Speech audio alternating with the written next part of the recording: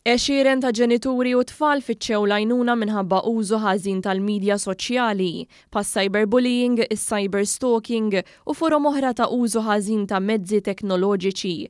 Fil-fatt il-Helpline 179 li hija wkoll il-Helpline Nazzjonali irċeviet 505 telefonati fis-sena 2020 u 691 telefonata fis-sena 2021 relatati mas-sigurtà fuq l-internet.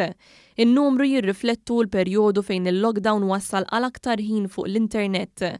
Dan tħabbar wara it-tnedija tas-7 edizzjoni tal-proġett Bismart Online li għandu lan li jagħti ħarsien lit-tfal brabta mad-diffikultajiet li jġib miegħu l-użu tat-teknoloġija, kif ukoll li jagħti aktar għalfien lill-ġenituri u lill-edukaturi.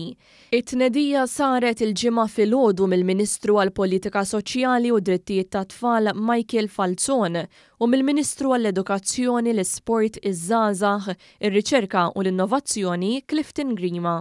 Fil-manifest elettorali tiegħu għall-aħħar elezzjoni ġenerali, il-Partit Laburista kien irrimarka li l-midja soċjali hija għodda b'saħħitha li saret parti mill-ħajja ta' kulħadd, speċjalment l-adolescenti. Fid-dawl ta' dan wiegħed il-Gvern Laburista jigwida l-tfal, l-adolescenti u l-ġenituri biex jagħmlu użu għaqli mill-midja soċjali u jkunu konxi tal-konsegwenzi tal-użu ħażin ta' dawn il-mezzi b'detriment għall privatezza tagħhom.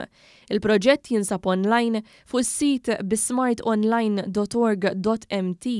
Il-proġett huwa implementat permezz ta' konsorzju ikkoordinat mill-Fondazzjoni għas-Servizzi ta' Ħarsien Soċjali illi taħdem kontinwament biex issaħħaħ il-benesseri tas-soċjetà u tilħaq l-aktar nies vulnerabbli li għandhom bżonn għajnuna finanzjarja u soċjali.